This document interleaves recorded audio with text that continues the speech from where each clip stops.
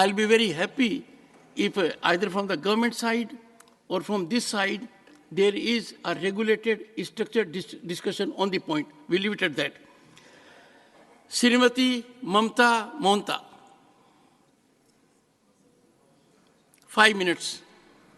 जय जगन्नाथ। धन्यवाद सभापति महोदय, आपने मुझे महामहिम राष्ट्रपति जी के नया सदन में पहला अभिभाषण के ऊपर बोलने का मौका दिया। महोदय, मैं ओडिशा के आदिवासी बहुल मयूरभंज जिला से हूँ, जिससे भंजभूमि के नाम से पहचाना जाता है, और मेरी सौभाग्य है कि महामहिम राष्ट्रपति महोदया भी इस मयूरभंज माटी की सुपुत्री है। ओडिशा माटी का गर्व है। महोदय, जॉर्ज बर्नार्ड शॉ ने लिखा है, स्वतंत्रता एक जिम्मेदारी है, इसीलिए ज़्यादातर लोग इससे डरते हैं, लेकिन इस समय सरकार की व्यवस्था में सभी भारतीय देश की विकास क्षेत्र में जिम्मेदारी ले रहे हैं। भारत देश विकास के आगे बहुत आगे जा रहा है।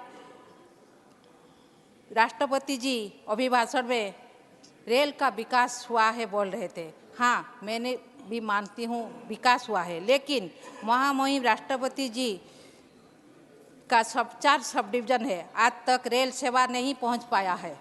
मयूरभंज जिलावासी रेल सेवा से वंचित है।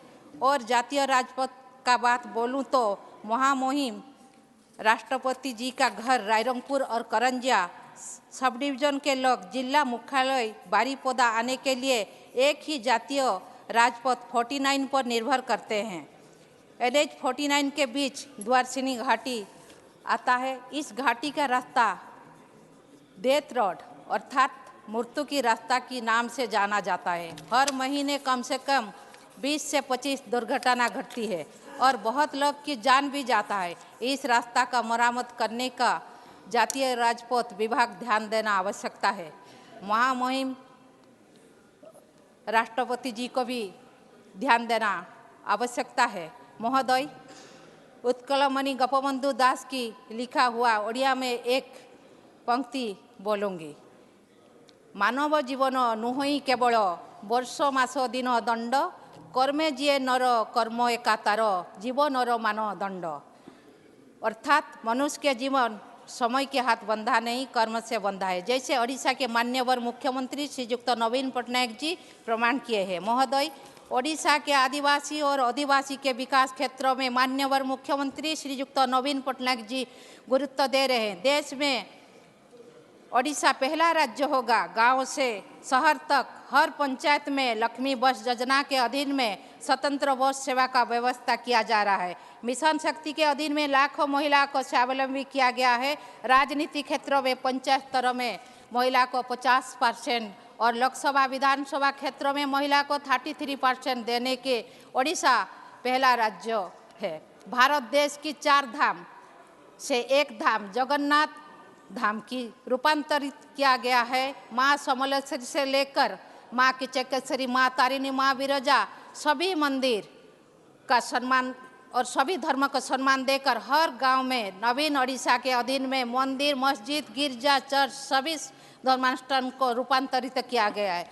शिक्षा क्षेत्रों में बोलूँ तो प्रति पंचायत में स्मार्ट स्कूल और कॉलेज स्थापना किया गया है। सभी छात्र छात्री को उन्नति शिक्षादान व्यवस्था है। स्वास्थ्य क्षेत्र में हमारा माननीय मुख्यमंत्री जी का मानना है कि प्रत्येक जीवन हमारे लिए मूल्यवान है, इसीलिए बिजू स्वास्थ्य कल्याण योजना के अधीन सेवा प्रदान किया गया है। क्रीड़ा क्षेत्रों में नवीन ओडिशा के अधीन में हर पंचायत को 2.50 लाख रुपए का खेल और जिम उपकरण देने का फैसला किया गया है। हर गांव से प्रतिभा चयन किया जा रहा है जो कि राज्य और जातीय स्तर में खेल रहे हैं।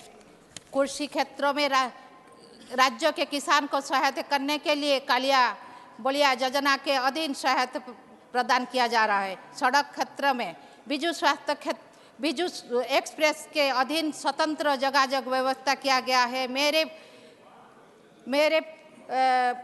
पास समय की पाबंदी है। ऐसे बहुत कुछ योजना है जो राज्य और राज्यवासी के विकास के लिए हमारे माननीय मुख्यमंत्री श्रीयुक्त नवीन पटनायक जी कर रहे हैं। आज भारत के विकास धारा में ओडिशा शामिल है। मैं अपनी वक्तव्य समाप्त करने से पहले एक पंक्ति बोल के समाप्त करूंगी। अभी तो असली उड़ान बाकी है, अभी कोई इम्तिहान बाकी है, अभी तो मापी है मुट्ठी भर जमीन हमने, अभी तो सारा आसमान बाकी है। धन्यवाद। जय जगन्नाथ। वंदे उत्कल जननी।